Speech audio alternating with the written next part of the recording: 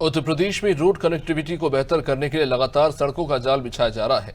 UP expressway के मामले में एक और कीर्तिमान रचने जा रहा है।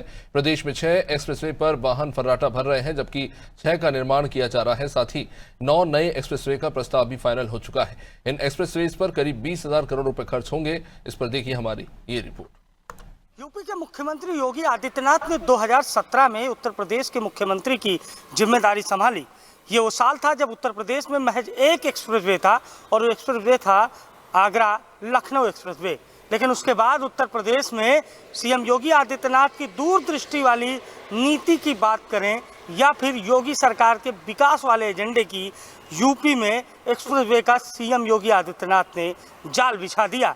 मौजूदा समय में यूपी में 6 एक्सप्रेसवे संचालित हैं, 6 निर्माणाधीन हैं और अब यूपी की योगी आदित्यनाथ सरकार 20,000 करोड़ से अधिक लागत वाले 9 एक्सप्रेसवे को मंजूरी देने जा रही है और इनका काम बहुत जल्द यूपी में शुरू होने जा रहा है। उत्तर प्रदेश की योगी सरकार सड़क संपर्क और बुनियादी ढांचे के विकास में नया कीर्तिमान स्थापित करने की दिशा में तेजी से आगे बढ़ रही है। Uttar Pradesh expressways industrial development authority ने 9 नए एक्सप्रेसवे के निर्माण का प्रस्ताव तैयार किया है, जिनकी कुल लंबाई 2063 किलोमीटर होगी। इन परियोजनाओं पर अनुमानित लागत 20,000 करोड़ रुपए है।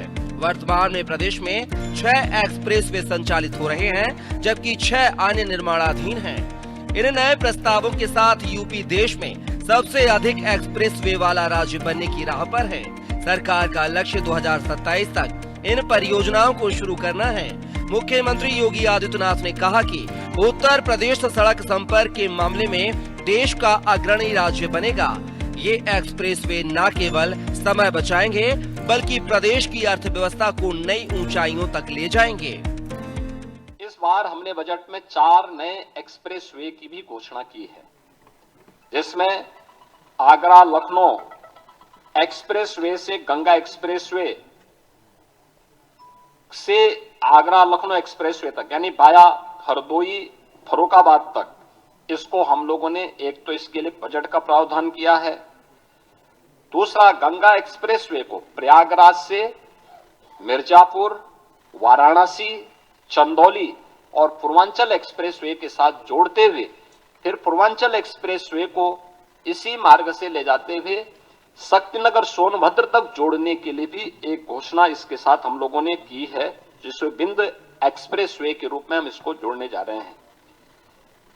गंगा एक्सप्रेसवे को मेरठ से हरिद्वार तक जोड़ने के लिए भी हम लोगों ने इसमें आज के इस बजट में इसके लिए धनराशि की व्यवस्था की है और गंगा एक्सप्रेसवे को ही हम लोगों ने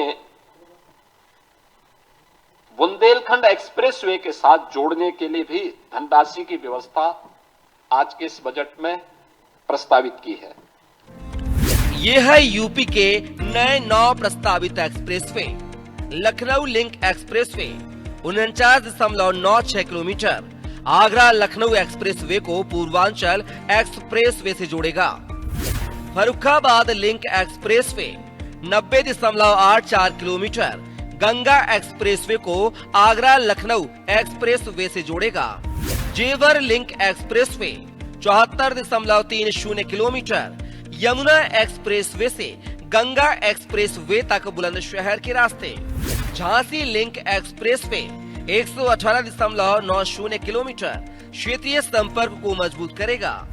विंध्य एक्सप्रेसवे 320 किलोमीटर बुंदेलखंड क्षेत्र को विकास के नए अवसर प्रदान करेगा।